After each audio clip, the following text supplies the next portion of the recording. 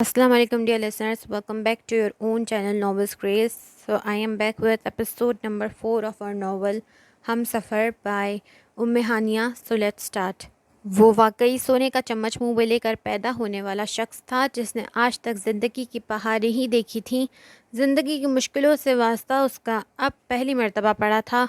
اگر اس کے باپ کی یہ سوچ تھی کہ وہ ایک ہفتے کے اندر اندر دنیا کی ٹھوکریں کھاتا بیزار ہو کر واپس سریبا کی طرف پلٹے گا تو یہ اتنی بے جا سوچ نہ تھی.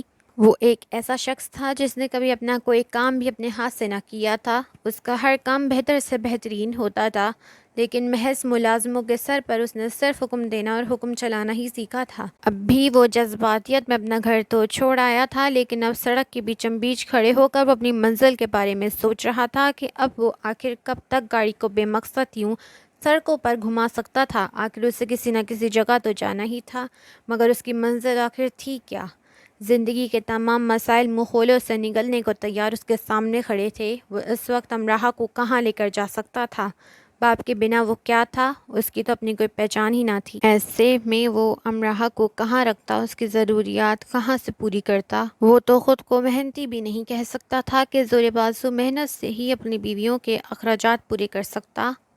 اب دماغ نے کام کرنا شروع کیا تھا تو حقیقت خود بخود واضح ہوتی سامنے چلی آ رہی تھی. اس کا باپ اس کی ذات سے واقف تھا، اس لیے وہ ابھی منیب شاہ کو مکمل طور پر توڑ دینا چاہتا تھا تاکہ ٹوٹا ہوا منیب شاہ جب واپس لوٹتا تو اس سے اپنے مطابق اپنے انداز میں جوڑا جا سکتا. کیا ہوا، اپنے گاڑی کیوں روک دی؟ امراحہ پریشانی سے منیب کے چہرے کے بدلتے اتار چڑھاؤ دیکھتی گویا ہوئی تو منیب نے الجھی نگاہیں اٹھا کر اس معصوم کا چہرہ دیکھا. گھر سے تو نکل آئے ہیں، مگر اب جائیں گے کہاں؟ کچھ سمجھ نہیں آ رہا. منیب کے چہرے پر تفکرات کے گہرے سائے چھائے ہوئے تھے جن کو دیکھ کر امراحہ کا دل کسی نے مٹھی میں لے کر مسل دیا. اب پھر کیا کریں ہم؟ وہ بھی پریشان ہوتی تھی. کچھ نہ کچھ تو کرنا ہی پڑے گا. ایسا کرتا ہوں ابھی کسی ہوٹل میں ہی کمرہ بک کروا لیتا ہوں، آخر اب کہیں نہ کہیں تو رہنا ہی ہوگا. اب بس یوں ہی سڑکوں پر ہی تو نہیں گھوم سکتے نا. سنجیدگی سے اسے کہتا وہ مسلسل کچھ سوچ رہا تھا. ایک بات کہوں؟ وہ اپنی جیب سے موبائل نکال کر کوئی نمبر ملا ہی رہا تھا جب امراحہ جھجکتی ہوئی گویا ہوئی. ہاں کہو. وہ ہنوز کچھ سوچتا ہوا موبائل پر جھکا ہوا تھا. ہوٹل میں کمرہ بک کرانے کی بجائے اگر ہم کوئی فلیٹ رینٹ پر لے لیں تو ہوٹل کے کمرے میں بھی آخر کتنی دیر تک قیام کیا جا سکتا ہے؟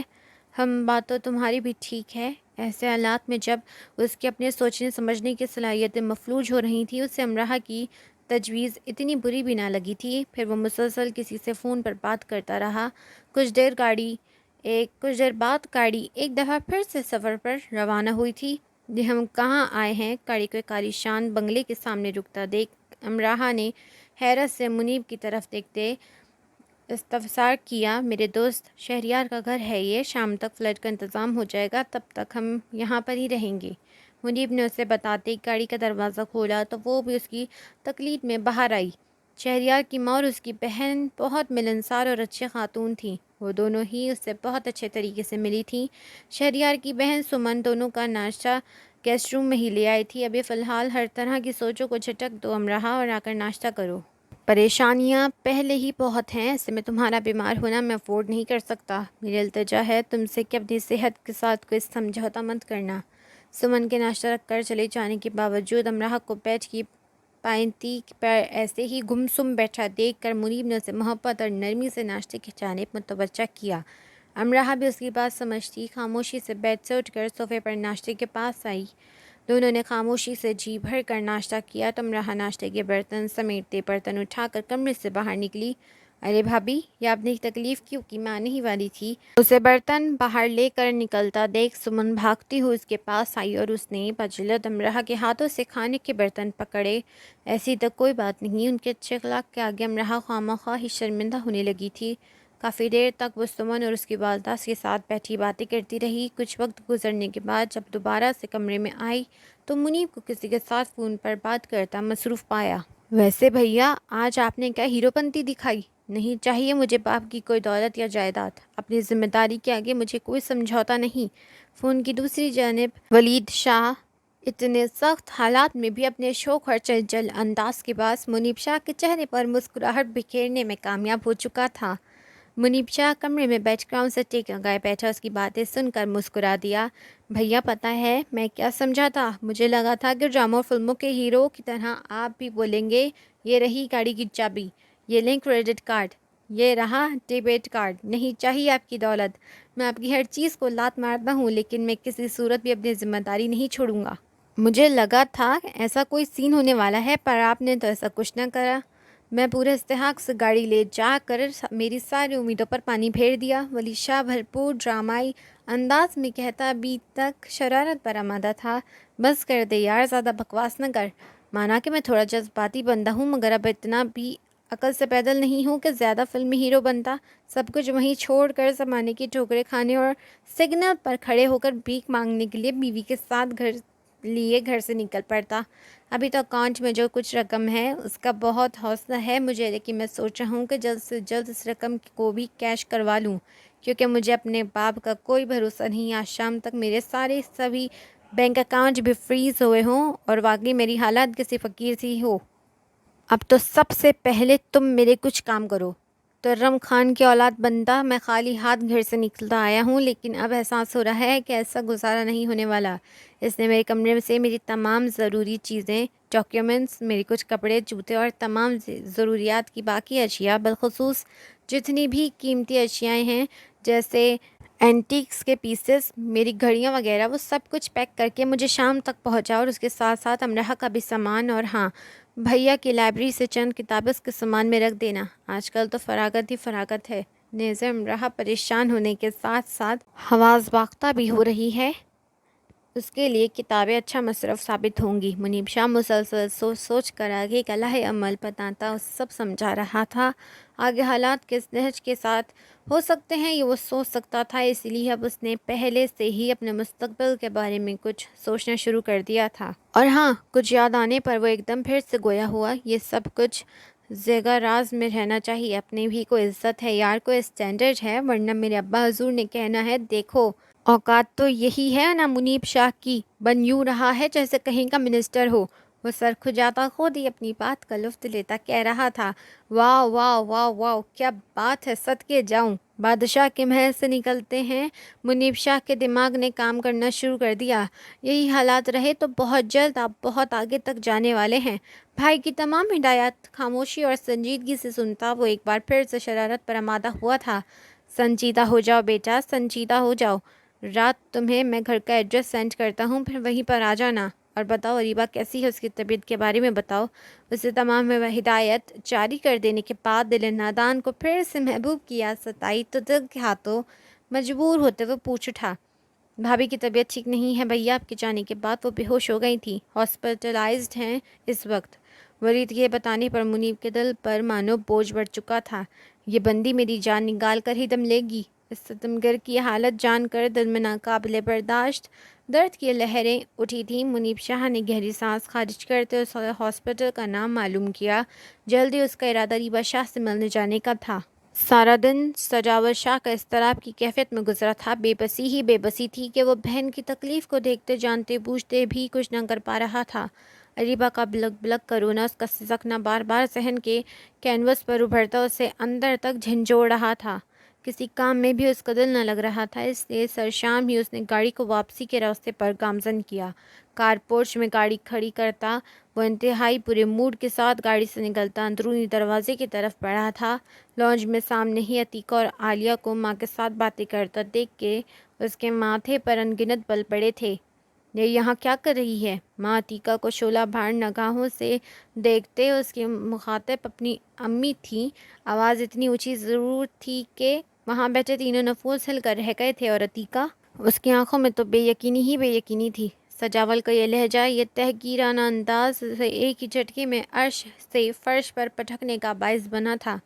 ساری خوشگمانیاں اور دل سے وابستہ اچھی امیدیں اڑنچھو ہو گئی تھیں۔ کیا مطلب ہے تمہاری بات کا؟ عتیقہ اس گھر کی بہو اور اس سے یہیں پر ہونا چاہیے تھا۔ ذکیہ بیگم بیٹے کے تیور دیکھتے ہی اس کے پاس آتی سنجیدگی سے گویا ہوئیں۔ نہیں ہے یہ اس گھر کی بہو۔ جب میری بہن کو اس کے گھر میں بہو کا درجہ نہیں دیا جا رہا تو منیب شاہ کی بہن بھی اس گھر میں نہیں سکھ پائے گی۔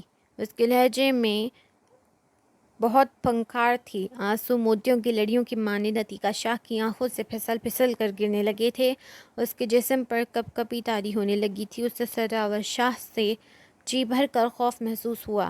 تم ہوش میں تو ہو سجاوٹ شاہ؟ جانتے بھی ہو یہ کیا بکواس کر رہے ہو؟ ہاں نہیں ہوں میں ہوش میں نے اپنی بہن کی وہ پراذیت حالت دیکھا ہے میں نے اس کا بلک بلک کر رونا اور سسکنا، مگر ستم یہ ہے کہ میں اس کی اذیت کم کرنے کو کچھ نہ کر سکا۔ میرے اندر ایک آگ لگی ہوئی ہے ماں۔ وہ اپنے آپے سے باہر ہوتا لانچ کی ایک ایک چیز کو اٹھا کر نیچے پٹکنے لگا تھا، جبکہ عتیقہ سجاوٹ شاہ کا یہ روپ دیکھتی تھر تھر کانپنے لگی تھی۔ ذکیہ بیگم کے بھپرے ہوئے بیٹے کو قابو کرنا مشکل ہو رہا تھا۔ نکالے اسے اس گھر سے، نہیں رکھنا مجھے اسے یہاں۔ جب میری بہن وانگاروں پر لوٹ رہی ہے تو منیب شاہ کی بہن بھی پرسکون نہیں رہ سکتی۔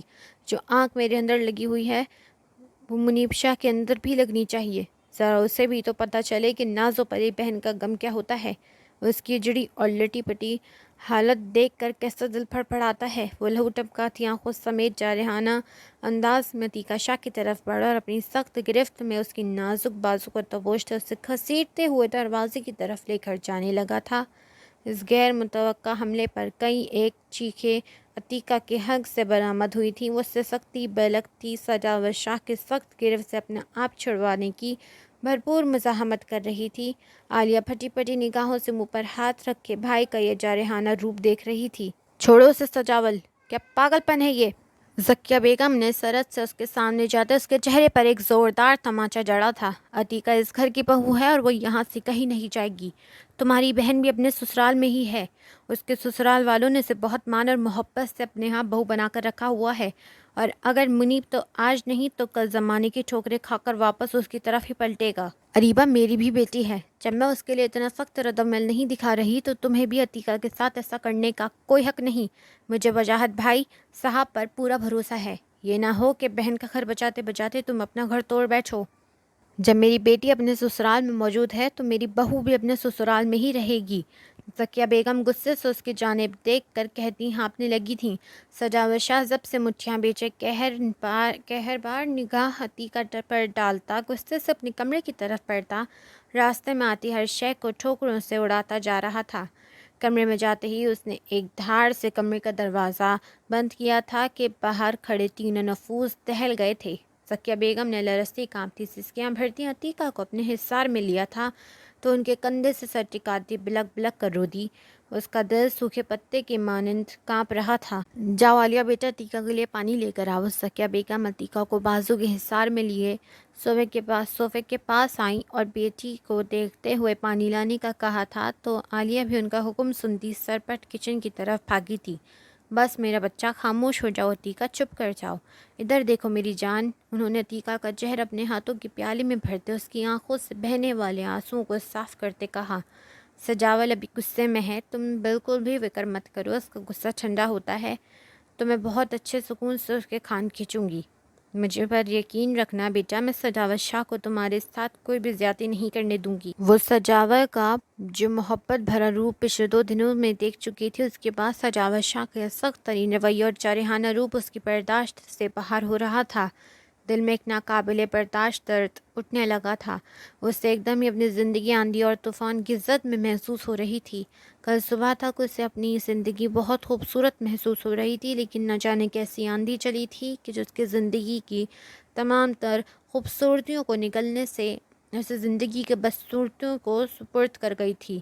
وہ اس سارے طرز عمل میں محض اپنا قصور تلاش کرتی رہ گئی تھی۔ اس کا دل چاہا کہ وہ ابھی سجاوٹ شاہ کے پاس جائے اور اسے جھنجھوڑ کر دریافت کرے کہ ابھی جو کچھ بھی یہاں ہو رہا ہے اس میں قصور اس کا کہاں ہے، کہاں میں خطاوار ہوں۔ اگر میں خطاوار ہوں تو میرا سر قلم کر دیا جائے، مگر جب میری کوئی خطا ہی نہیں تو پھر سزا کیسی؟ مگر ایک مرتبہ پھر سے سجاوٹ شاہ کے غصے کا ڈر پورے تمطراق سے اس کے دل میں کندلی مارے بیٹھ چکا تھا۔ وہ تو اب سجاوٹ شاہ کا سامنا کرنے سے بھی تھر تھر کانپنے لگی تھی کہ ابھی جا کر اس سے بات کرتی۔ اسے اپنی زندگی آندھی اور طوفان کی زد میں لگ رہی تھی۔ اسے اپنا مستقبل ایک سوالیہ نشان کی مانند محسوس ہو رہا تھا۔ نہ جانے آگے اس کی قسمت کے پنوں میں کیا رقم ہے۔ وہ تو ابھی سے تھکنے لگی تھی۔ شہریار کے ساتھ مل کر تمام انتظامات بنا ملازموں کی مدد کے خود طے کرتے ایک ہی دن میں منیب شاہ کو تارے نظر آ گئے تھے۔ ایک ایئر کنڈیشنر کمرے میں بیٹھ کر سربراہی کرسی پر براجمان ہو کر ملازموں پر حکم چلانا، ان کے تمام کاموں پر نظر ثانی کرنا اور انہیں ان کی غلطیوں کی نشاندہی کروانا ایک بہت آسان کام تھا، کجا کہ خود جلتی تپتی جھلستی دھوپ میں جگہ جگہ پر جا کر چھوٹے چھوٹے معاملات کو نپٹانا، پسینے سے شرابور بار بار مختلف ڈیلر سے ملتا ایک مناسب اور اپنے معیار کے مطابق رہائش گاہ کا انتظام کرنا اس کے لیے ناکو چنے چبانے کے مترادف ثابت ہوا تھا۔ اس کے لیے ایسی کئی کام ایک فون کال پر بہتر سے بہترین ہو جایا کرتے تھے۔ اسے محسوس ہو رہا تھا کہ خود سے امراہ کو تحفظ دینے کے لیے کہ تمام وعدے بھر بھری ریت کی دیواروں کے مانند ثابت ہوتے ڈھہ جا رہے تھے۔ اس کی ہمت ابھی سے ہی ٹوٹنے لگی تھی۔ رات تک فلیٹ کا انتظام ہو گیا تو وہ امراہ کو اپنے ہی فلیٹ میں آ گیا تھا۔ وہ 2 کمروں پر مشتمل ایک فرنشڈ فلیٹ تھا جس میں چھوٹے سے لانچ کے ساتھ ہی ایک اوپن کچن تھا۔ رہائش کے قابل وہ ایک بہترین فلیٹ تھا، لیکن اتنی چھوٹی اور بند جگہ پر رہنے کا منیب شاہ کا پہلا تجربہ تھا۔ اس کا بھی سے وہاں پر دم گھٹنے لگا تھا۔ کچن میں کچھ گروسری کا سامان رکھا ہے امراہ، تم اسے ایک دفعہ دیکھ کر سمیٹ لو اور پھر میرے لیے ایک کپ چائے بنا کر بیڈ روم میں لے آنا۔ وہ خود ایک دفعہ پھر سے فلیٹ کو تنقیدی نگاہوں سے دیکھ اپنے ساتھ کھڑی امراہ سے گویا ہوتا سامنے موجود کمرے میں چلا گیا، جبکہ امراہ تھکے تھکے قدم اٹھاتی کچن کی طرف بڑھی۔ آج کے تمام واقعات نے اسے اعصابی طور پر بہت تھکا دیا تھا۔ کمرے میں داخل ہوتے ہی منیب نے ایئر کنڈیشنر فل اسپیڈ میں چلاتے اس کی ٹھنڈی ہوا میں ذرا اپنے اعصاب پر سکون ہوتے محسوس کیا اور ذرا سکون کی غرض سے بیٹھ پر نیم دراز ہو گیا۔ آج کا سارا دن ہی بہت مصروف گزرا تھا۔ صبح سے اب اسے ذرا فراغت نصیب ہوئی تھی۔ اس نے جیب سے اپنا موبائل نکالتے اپنے تمام سوشل نیٹ ورکس چیک کرنے چاہے۔ وہ بہت سوشل بندہ تھا اور وہ پورا ایک دن سوشل میڈیا سے آف رہا تھا۔ اب وہ سوشل میڈیا پر چل رہی سرگرمیوں سے باخبر ہونا چاہ رہا تھا، لیکن انسٹاگرام پہ آن لائن ہوتے ہی ہر طرف ایک ہی خبر کا چرچا تھا اور اس خبر کو دیکھتے ہی گویا اس کے قدموں تلے سے زمین کھسک گئی تھی۔ وہ ہمیشہ اپنے سوشل نیٹ ورکس پر بہت ایکٹیو رہتا تھا، اس کی خبریں ہمیشہ ہیڈ لائنز میں رہتی تھیں۔ آج بھی سوشل میڈیا پر ہیڈ لائن میں وہی ہر طرف چھایا ہوا تھا، سوائے اس کے اپنے اکاؤنٹ کے ہر دوسرے اکاؤنٹ پر اس کے ہی چرچے تھے۔ وہ دم بخود پھٹی پٹھینی آنکھوں کے سمیت ایک کے بعد دوسرے دوست کی سٹوریز چیک کر رہا تھا، لیکن وہاں ہر طرف منیب شاہ ہی تھا۔ دوسری شادی کے جرم میں منیب شاہ کے والد نے کیا منیب شاہ کو اپنی جائیداد سے آگ۔ دوسرے خفیہ نکاح کے جرم میں منیب شاہ کے والد نے منیب شاہ کو گھر سے دھکے دے کر نکال دیا۔ باپ کے سہارے کی بنا فقط ایک بیوی کے سہارے منیب شاہ کیسے گزارے گا زندگی؟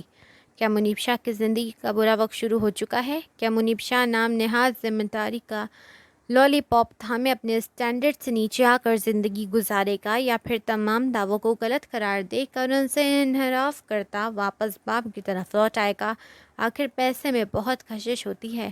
ہر طرف یہی خبریں اس کے مختلف فوٹو شاٹ کے ساتھ چل رہی تھیں اور ایک ایک خبر کے نیچے سینکڑوں لوگوں کی وابستگی، کمنٹس اور لائکس کی صورت موجود تھی۔ منیب شاہ کا دماغ غصے سے پھٹنے لگا تھا۔ یہ سب امیر زادوں کے ڈھکوسلے ہوتے ہیں۔ 4 دن بعد ہی اس ایڈونچر سے فیڈ اپ ہوتا منیب شاہ اپنی نام نہاد بیوی کو بیچ راستے میں چھوڑے واپس پلٹ آئے گا۔ بالکل کہ میں باپ کی نافرمانی نہیں کر سکتا۔ پیسہ اچھوں کے ہوش ٹھکانے لگا دیتا ہے۔ آج کل کی محبتیں جتنی طوفانی ہوتی ہیں طوفان کی طرح ہی ختم ہو جاتی ہیں۔ طرح طرح کے لوگوں کے کمنٹس پڑھتے منیب شاہ کا بس نہ چل رہا تھا کہ سب کچھ تہس نہس کر دے۔ گھر کی 4 دیواری میں ہوئے واقعے کی خبر اتنی جلدی اس کے دوستوں تک کیسے پھیل گئی تھی؟ اس وقت ایک ہی دن میں ہر طرح سے سوشل میڈیا کے ساتھ کس حد تک وابستہ تھا یہ سب ہی جانتے تھے۔ یہ کارروائی اب اس پر اس کے باپ کی طرف سے ہی کیا گیا تھا۔ وہ یہ بات سمجھ چکا تھا کہ اس کے باپ نے اسے اچھے سے توڑنے کے لیے اس کی دختری رخ پر ہاتھ ڈالا تھا، اور ایسا ہاتھ ڈالا تھا کہ وہ بلبلا کر ہی رہ گیا تھا۔ پورے جسم پر جیسے انگارے دہکنے لگے تھے، ذہن مفلوج ہونے لگا تھا۔ برسوں کی بنی اس کے سوشل میڈیا پر 7 لاکھ لمحوں میں خاک ہو گئی تھی۔ اسے لگا وہ کبھی بھی دوبارہ سے سوشل میڈیا پر نہیں آ سکے گا۔ وہ کیسے لوگوں کی بولتی زبانوں کا سامنا کرے گا؟ غصے کی شدید لہر اس کے اندر اٹھی، اس سے کوئی انتہائی قدم اٹھانے پر اکسا رہی تھی۔ اس نے انتہائی طیش کے عالم میں سائڈ ٹیبل پر پڑا کرسٹل کا گلدان اٹھا کر پوری قوت سے ماربل کے فرش پر مارا تھا۔ چھناکے کی آواز سے لمحوں میں کرسیوں میں برتا دور دور تک بکھر گیا۔ کچن میں چیزیں سیٹ کرتی امراہ کے ہاتھ اس دھماکے کی آواز پر اور منیب شاہ کی چیخ و پکار سے بری طرح چٹک کر رکے تھے۔ لمحے کی تاخیر کیے بنا وہ سب کچھ ویسے ہی وہیں چھوڑ کر بھاگتی کمرے کی طرف آئی تھی۔ کمرے کی صورتحال ایک الگ ہی طوفان کی نشاندہی کر رہی تھی اور منیب شاہ کا جارحانہ انداز۔ امراہ کے اپنے ہاتھ پاؤں پھولنے لگے تھے۔ وہ بیڈ شیٹ اتار کر نیچے پھینکتا، کمرے کی ایک ایک چیز کو فرش پر اٹھا کر پٹکتا پاگل پن کی حدود کو چھو رہا تھا۔ کچھ دیر تک امراہ کپاتے ہاتھوں کو ہونٹوں پر رکھے پھٹی پٹی آنکھوں سے منیب کا رد عمل دیکھتی رہی، لیکن جلدی ہوش میں آتے وہ ہمت کرتی لپک کر منیب شاہ کی طرف بڑھی تھی۔ شاہ، کیا ہوا ہے شاہ؟ اب ایسا کیوں کر رہے ہیں؟ میری باتیں سنیں۔ وہ بھنبھرے ہوئے منیب شاہ کو اس کی بازو سے پکڑ کر اپنی طرف متوجہ کرنے کو ہلکان ہو رہی تھی، لیکن منیب شاہ کے سر پر تو جیسے ایک جنون سوار تھا۔ پیچھے ہٹو، میں ختم کر ڈالوں گا سب کو۔ سب نے مل کر مجھے برباد کر دیا، میرے برسوں کی بنائی ساکھ کو لمحوں میں مٹی میں ملا دیا۔ میں نہیں چھوڑوں گا کسی کو۔ غصے سے چیختے اس کے گلے اور ماتھے کی رگیں ابھر کر واضح ہونے لگی تھیں۔ اس نے ایک جھٹکے سے امراہ کو پیچھے کیا تھا۔ وہ ایک جھٹکے سے ہی فرش پر جا گری تھی، لیکن بنا پرواہ کیے ویسے ہی ہاتھوں پر وزن ڈالتی اٹھ کھڑی ہوئی تھی۔ شاہ، کیا ہو گیا ہے آپ کو؟ میری بات تو سنیں، مجھے کچھ بتائیں تو صحیح، کیا ہوا ہے؟ وہ دوبارہ اس کے قریب آتی بنا ڈرے اس کے غصے سے لال بھبوکا ہوتے چہرے کو ہاتھوں میں تھامتی اپنی طرف متوجہ کرتی التجائیہ انداز میں گویا ہوئی تو منیب شاہ نے لال انگارہ ہوتی نگاہیں اس پر گاڑ کر کچھ لمحے اس کے چہرے کو دیکھتے اپنے دماغ کو کمپوز کرنے کی کوشش کی۔ آپ یہاں بیٹھیں۔ وہ اسے کچھ کمپوز ہوتا دیکھ بیڈ پر بٹھاتی بھاگ کر کچن سے پانی کا گلاس بھر لائی تھی۔ پہلے آپ یہ پانی پئیں۔ امراہ نے بیڈ کے کنارے ٹانگیں لٹکا کر بیٹھے غصے سے نظریں گھماتے مسلسل کچھ سوچتے منیب کے پاس جا کر کہتے پانی کا گلاس اس کے منہ سے لگایا، جسے اس نے بمشکل ایک گھٹ پی کر ہاتھ سے نیچے کر دیا۔ بات کیا ہے شاہ؟ کچھ تو بتائیں، ادھر دیکھیں میری جانب، ٹینشن سے میرا دل بند ہو جائے گا۔ امراہ کے التجائیہ کہنے پر منیب شاہ نے غصے سے کسی غیر مرئی نقطے کو دیکھتے ہوئے اپنا موبائل نکال کر اسے تھما دیا۔ امراہ نے الجھتے ہوئے موبائل تھام کر اسکرین کی جانب دیکھا، مگر جیسے جیسے وہ اسکرول ڈاؤن کرتی ساری پوسٹ پڑھتی جا رہی تھی ویسے ویسے اس کی رنگت متغیر ہوتی جا رہی تھی۔ ایک پل کے لیے تو وہ خود بہل کر رہ گئی تھی۔ چکراتے سر کو دونوں ہاتھوں سے تھامے منیب شاہ وہیں پر نیم دراز ہو گیا تھا۔ ضبط کے باوجود بھی ایک آنسو منیب شاہ کی بند آنکھوں سے ٹوٹتا کان کی طرف لکیر بناتا چلا گیا تھا۔ امراہ نے دکھ اور تعصب سے منیب شاہ کی جانب دیکھا اور اپنے نرم و گداز ہاتھ کی پوروں سے اس کا آنسو صاف کیا۔ مجھے آج یوں محسوس ہو رہا ہے امراہ جیسے میرا دل غم سے پھٹ جائے گا۔ میرے برسوں کی بنائی ساکھ، میری عزت، میری ریپوٹیشن مٹی میں مل گئی۔ اس کی یہ حالت امراہ کا دل چیر رہی تھی۔ جانتی ہو، ہر شخص انتظار میں بیٹھا ہے کہ منیب شاہ آج نہیں تو کل امراہ کو چھوڑ کر اپنے باپ کے پاس واپس چلا جائے گا۔ مجھے یوں محسوس ہو رہا ہے جیسے اس وقت میرا تماشا لگا ہوا ہے اور تمام تماشائی میرے انجام کو دیکھنے کے لیے منتظر کھڑے ہیں۔ مجھ پر جان بوجھ کر زندگی تنگ کی جا رہی ہے کہ میں ان سب لوگوں کا من پسند رد عمل ان سب کو دکھاؤں اور انہیں جیت سے روشناس کروا دوں۔ اگر تم پہلے میری ذمہ داری تھی امراہ تو اب عزت اور ذلت کا سوال بن چکی ہو۔ پہلی بات تو میں تمہیں کبھی چھوڑوں گا نہیں، یہ بات روز اول سے ہی طے شدہ ہے، لیکن بالفرض جو حالات چل رہے ہیں ان حالات کے مد نظر اگر میں سخت سے سخت ترین فیصلہ لیتے ہوئے تمہیں خود سے دور کر بھی دوں تو منیب شاہ کسی دوسرے سے تو دور اپنے آپ سے بھی نظریں ملانے کے قابل نہیں رہے گا۔ اب بات میری عزت پر آ چکی ہے، لوگوں نے میری ذات پر انگلی اٹھانا شروع کی ہے۔ امراہ، میرے حق میں دعا کرنا کہ میں استقامت کے ساتھ ثابت قدم رہ سکوں اور اپنے مقصد سے بڑے بڑے حالات میں بھی کبھی پیچھے ہٹنے کا ارادہ نہ کروں۔ کیسا شکستہ لہجہ تھا اس بھرپور شخص کا، اس کا رویہ، یہ روپ دیکھنا امراہ کے لیے ناقابل برداشت ہوتا جا رہا تھا۔ ایک بات بولوں شاہ؟ وہ ہنوز اس کے بالوں میں انگلیاں چلا رہی تھی۔ کہو، سب باتیں سنا رہے ہیں، تم بھی کچھ سنا لو۔ منیب شاہ کی آنکھیں بھی ہنوز بند تھی، جیسے وہ نہیں چاہتا تھا کہ امراہ اس کی آنکھوں میں رقم بے بسی کی تحریروں کو پڑھ لے۔ سب سے پہلے تو آپ یہ منتخب کر لیں کہ آپ کو زیادہ دکھ کس چیز کا ہے، آپ کے بابا کا آپ کو گھر سے نکال دینے کا، اپنی جائیداد سے آگ کر دینے کا، یا سوشل میڈیا پر اپنی عزت اور ساکھ کی مٹی میں مل جانے کا؟ وہ رسانیت سے گویا ہوئی۔ باپ کی جائیداد کی مجھے پرواہ نہیں ہے، مگر ہاں مجھے دکھ سوشل میڈیا پر اپنی ذاتی زندگی کے یوں اشتہارات چلنے کا ہے۔ آپ کو پتہ ہے سوشل میڈیا کی جو زندگی ہے نا، یہ ایک سراب ہے، یہ حقیقت نہیں ہے، یہ نقلی زندگی ہے جہاں ہر کسی نے اپنے چہرے پر ماسک چڑھایا ہوا ہے۔ سوشل میڈیا پر لوگ وہی دیکھیں گے جو آپ انہیں دکھانا چاہتے ہیں۔ سوشل میڈیا کی جو بھوک ہے یہ کبھی ختم نہیں ہوتی، آپ جتنا بھی کھا لو یہ بڑھتی ہی جاتی ہے، کیونکہ سوشل میڈیا کی زندگی کا کوئی آخری سرا نہیں ہے۔ جیسے مثال کے طور پر ایک شخص ہے، اس کے سامنے اس کا من پسند کھانا رکھ دیا جائے، فرض کریں یعنی زیادہ تر لوگوں کے مرغوب غذا بریانی ہوتی ہے، اگر کسی کے سامنے اس کی ایک یہ مرغوب غذا بہت زیادہ مقدار میں رکھ دی جائے تو وہ بہت خوش ہو جائے گا اور خوش ہوتے ہوتے اسے کھانے لگے گا، لیکن کھاتے کھاتے ایک پوائنٹ ایسا آئے گا جہاں پر پہنچ کر اس کا پیٹ بھر جائے گا اور وہ اپنی پسندیدہ ترین غذا کو ہی مزید کھانے سے انکار کر دے گا، کیونکہ وہ سیر ہو چکا ہوتا ہے۔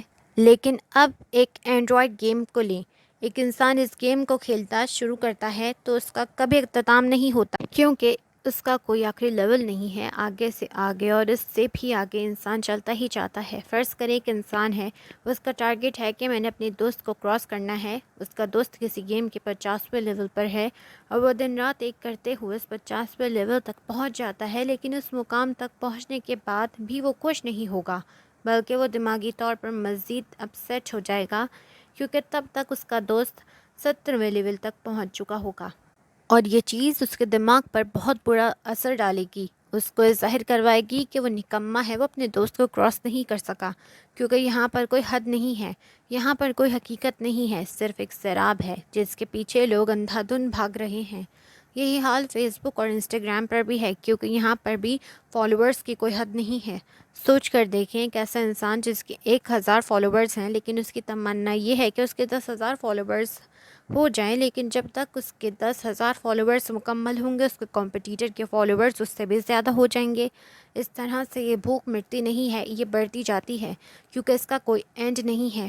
50,000 فالوورز والے کے اوپر بھی زیادہ فالوورز والے بیٹھے ہیں اور لاکھ والے کے اوپر بھی، حد تک کہ یہاں پر فالوورز کی تعداد ملینز تک اور پھر بلینز تک بھی پہنچ جاتی ہے، لیکن اختتام تب بھی کچھ نہیں ہے۔ مطلب صرف ایک عکس ہے جس کو چھونے کے لیے جس کے پیچھے پوری دنیا پاگل ہوئی پڑی ہے، لیکن اصل میں وہ صرف ایک سراب ہے جو کسی کے ہاتھ نہیں آنے والا۔ اس لیے اس کو زیادہ سر پر سوار مت کریں جس میں کوئی حقیقت ہی نہیں، کیونکہ ان ایپ کو ڈیزائن کرنے والوں کے پاس اب صرف سافٹ ویئر انجینئرز ہی نہیں بلکہ انہوں نے ماہر نفسیات بھی ہائر کیے ہوئے ہیں جو لوگوں کی نفسیات کو سمجھتے ہیں، پھر ان ایپ میں ایسے فیچرز ڈیزائن کرتے ہیں کہ انسان کسی ایک چیز کے لیے سوشل میڈیا پر آتا ہے، لیکن پھر اسکرول ڈاؤن کرتا کرتا کہیں کا کہیں پہنچ جاتا ہے اور اس انسان کو خود پتہ نہیں چلتا کہ وہ اپنا کتنا وقت اس فضول سی چیز پر صرف کر چکا تھا۔ لوگوں کو اپنے ساتھ زیادہ سے زیادہ انگیج رکھ کر وہ لوگ پیسے کماتے ہیں، مگر ہم نہ سمجھ انہیں ان کے مقصد میں کامیاب کرواتے ہیں، اپنا سارا وقت یہیں پر ضائع کر دیتے ہیں۔ سوشل میڈیا پر اس وقت عمدے اس طوفان پر زیادہ دھیان مت دیں شاہ، کیونکہ لوگوں کا کام صرف باتوں کو اچھالنا ہے، اس لیے وہ یہ کام بخوبی سر انجام دے رہے ہیں۔ آج آپ کی خبر ان کے پاس ہے سب سے اوپر، جنہیں وہ مرچ مسالے لگا کر مزید نمایاں کر رہے ہیں، کل کوئی اور خبر اس سے بھی زیادہ چٹپٹی آئے گی تو آپ کی خبر اپنے آپ ہی دبنے لگے گی، پھر موضوع وہ نئی خبر بن جائے گی۔ اس کی باتیں سنتا منیب شاہ حیرت سے آنکھیں کھولے امراہ کو دیکھ رہا تھا۔ ویسے ایک بات تو بتائیں شاہ، 1 سال پہلے آپ نے جو اپنی سب سے اچھی تصویر جو پوسٹ کی ہوگی، جس پر سینکڑوں کمنٹس اور ہزاروں لائکس آپ کو ملے ہوں گے، اس تصویر پر ملنے والے کامنٹس اور لائکس کا آپ کو کیا فائدہ ہوا بھلا؟ وہ مدھم سے مسکراتی منیب شاہ کی آنکھوں میں دیکھتے استفسار کر رہی تھی۔ کچھ سوچتے ہوئے منیب شاہ نے محض آہستہ سے نفی میں سر ہلایا۔ کوئی فائدہ نہیں ہوا، اس سے آپ کو اور جو ہوا وہ فقط وقتی تسکین تھی، چند لمحوں کی تسکین۔ بالکل اسی طرح آپ کی جو تصویر اور کیپشنز آج کل ہر جگہ زینت بنے ہوئے ہیں، 2 دن بعد ان کا بھی آپ کی زندگی پر کوئی اثر نہیں ہوگا، کیونکہ یہ جھوٹی زندگی ہے، یہ ایک سراب ہے، ایک خوبصورت دھوکہ۔ یہاں پر لوگوں کا کام صرف دوسرے لوگوں کی ٹانگیں کھینچنا ہے، انہیں ذہنی عزت میں مبتلا کرنا۔ تمہارے کہنے کا مطلب کیا ہے؟ کیا مجھے سوشل میڈیا سے کٹ جانا چاہیے، اس سے استعمال نہیں کرنا چاہیے؟ کیا تم نہیں جانتی کہ بدلتی ہوئی جدید دنیا میں جو سوشل نیٹ ورکس پر نہیں، در حقیقت اس کا کوئی وجود ہی نہیں ہے؟ تمہیں پتہ ہے بل گیٹس کیا کہتا ہے؟ بل گیٹس کہتا ہے آج کی جدید دنیا میں ایک بڑے سے بڑا بزنس مین جو سوشل میڈیا پر ایکٹیو نہیں ہے، جو انٹرنیٹ کو استعمال نہیں کرتا، در حقیقت وہ کچھ بھی بڑا نہیں کر سکتا۔ کسی بھی فیلڈ میں کامیاب ہونے کے لیے آج کل سوشل میڈیا پر نہایت ضروری ہے۔ بولجا ہوا اٹھ بیٹھا تھا اور اب بالکل اس کے روبرو مجھے تاثرات چہرے پر سجا امراح کو دیکھتے اسے دریافت کر رہا تھا۔ میں نے ایسا کب کہا شاہ کہ سوشل میڈیا سے بالکل ہی کٹ جائیں؟ میں تو صرف یہ کہنا چاہ رہی ہوں کہ زیادتی کسی بھی چیز کی، وہ اچھی ہو یا بری ہی ہوتی ہے۔ اعتدال میں رہتے ہوئے کوئی بھی کام کرو، وہ آپ کو کبھی بھی لڑکھڑانے نہیں دے گا۔ اور مثبت اور منفی اثرات ہر چیز کے ہوتے ہیں۔ یہ ہم پر ہوتا ہے کہ ہم کسی چیز کے مثبت اثرات قبول کرتے ہیں یا منفی۔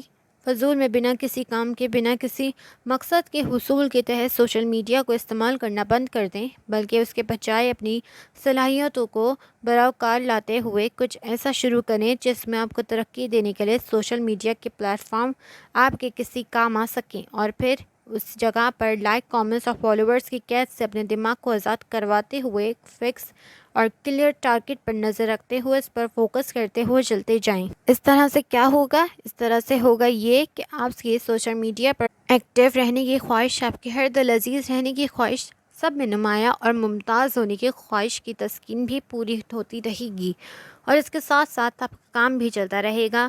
اب آپ خود بتائیں، اس دنیا میں کروڑ اربوں خربوں لوگ ہیں اور وہ سب کے سبھی ایک جیسے ہیں۔ آپ میں ایسا کیا ہے جو آپ کو ان سب لوگوں میں سب سے نمایاں بنا سکتا ہے؟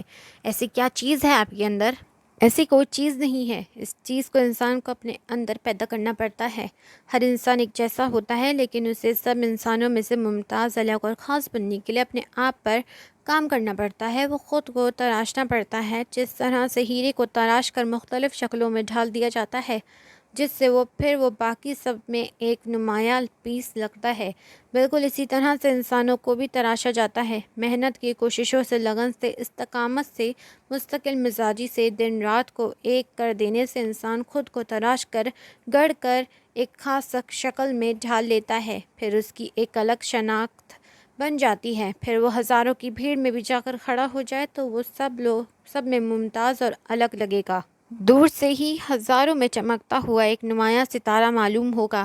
اس مقام تک پہنچنا تھوڑا مشکل ہوتا ہے، لیکن جو اس کاٹ کو کاٹ جاتا ہے، اس برے وقت سے دھکے کھاتا، گرتا اٹھتا، چوٹیں کھاتا، سنبھلتا نکل جاتا ہے، تو پھر پتہ ہے کیا ہوتا ہے؟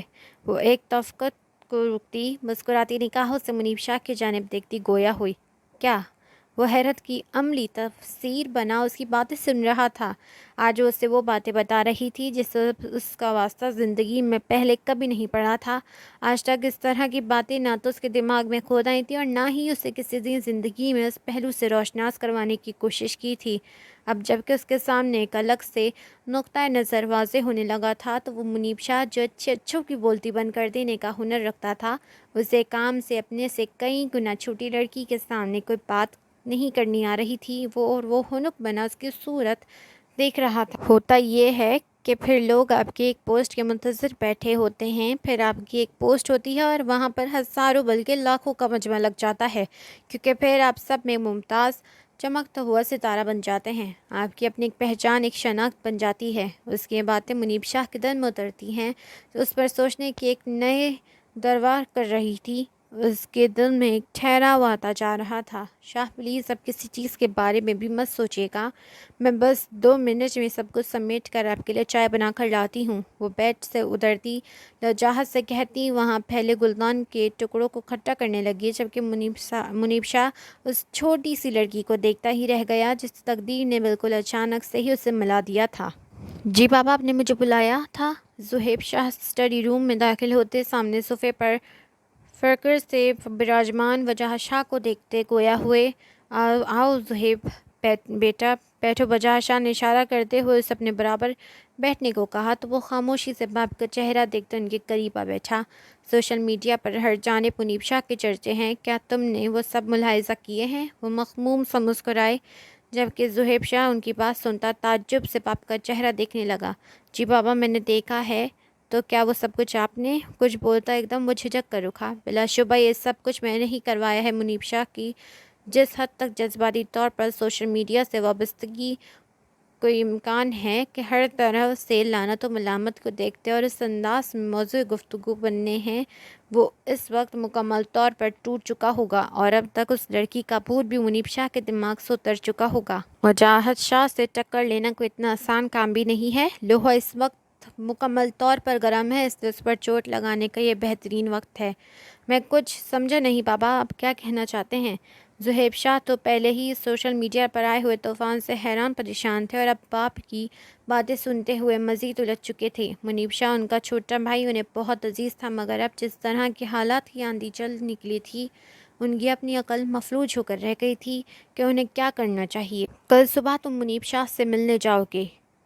وجاہت شاہ کھڑے ہوتے، کمر کے پیچھے دونوں ہاتھ باندھے اسٹڈی روم میں دائیں سے بائیں چکر کاٹتے ذہیب شاہ کو آگے کا سبھی لایا عمل سمجھا رہے تھے، جبکہ ذہیب شاہ کی آنکھوں میں تعصب اور ملال بڑھتا جا رہا تھا۔ تو کیا جس قسم کے حالات سخت سے سخت ترین ہوتے ہوتے چلے جا رہے تھے، ایسے میں منیب شاہ باپ کی توقعات پر پورا اترتا امراہ کو چھوڑ کر واپس شاولہ میں آ جائے گا؟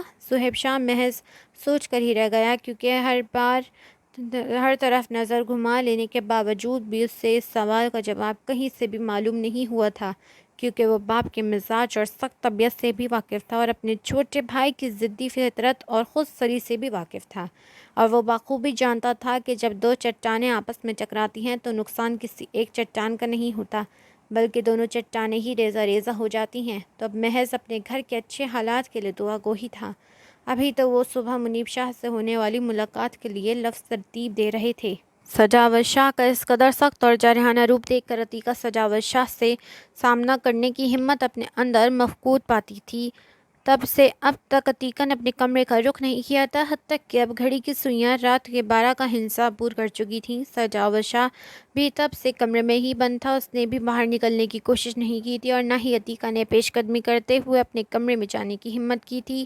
لاؤنج میں صوفے پر مسلسل ایک ہی پوزیشن میں بیٹھے رہنے کے باعث اس کی کمر درد سے کرنے لگی تھی، لیکن دل میں ایک ڈر کنڈلی مارے بیٹھا تھا کہ جب اس شخص نے ماں اور بہن کے سامنے اس کا کوئی لحاظ نہ رکھا تو اکیلے ایک کمرے میں وہ اس کے ساتھ کیا سلوک رکھتا۔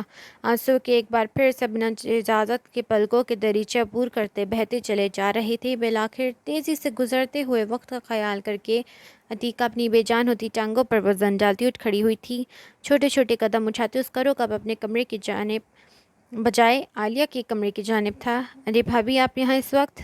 رات کے اس وقت عتیقہ کو اپنے کمرے میں آتا دیکھ کر بیڈ پر نیم دراز کوئی کتاب کا مطالعہ کرتی عالیہ نے تعجب سے سیدھے ہو کر بیڈ پر بیٹھے اس سے پوچھا، کیا ہوا؟ کہیں بھیا نے پھر سے تو کچھ نہیں کہا؟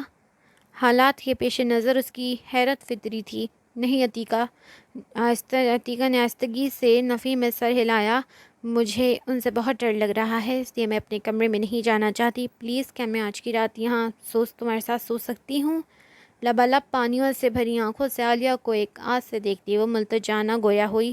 عالیہ کو اس پر جی بھر کر ترس آیا تھا۔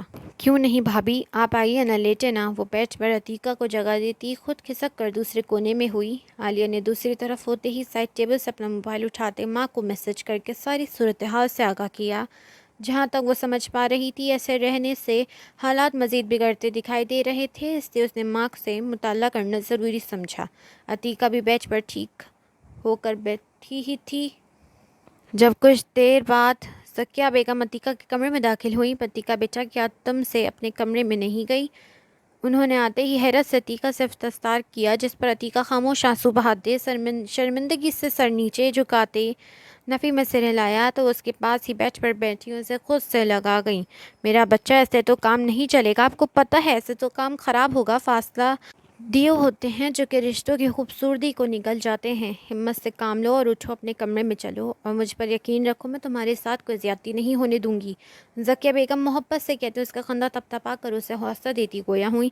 بڑی امی، مجھے بہت ڈر لگ رہا ہے، پلیز میں آج رات اپنے کمرے میں نہیں جانا چاہتی۔ اس کے لہجے میں واقعی اندیشے بول رہے تھے۔ پاگل مت بنو عتیقہ، چلو اٹھو، میں تمہیں تمہارے کمرے میں چھوڑ کر آتی ہوں۔ ذکیہ بیگم نے اسے ڈانٹتے ہوئے خود کھڑے ہو کر اسے اٹھانا چاہا۔ عتیقہ کو بھی چاروں ناچار اٹھنا ہی پڑا۔ آپ رہنے دیں بڑی امی، میں خود ہی چلی جاؤں گی۔ وہ اب مزید ان کے سامنے بھی کوئی تماشا لگتا ہوا نہیں دیکھنا چاہتی تھی۔ سو ڈیئر لسنرز، یہاں پہ ہمارا ایپیسوڈ نمبر 4 ہوتا ہے and. So hope you guys enjoy it, and if you enjoy it, so don't forget to like and subscribe my channel.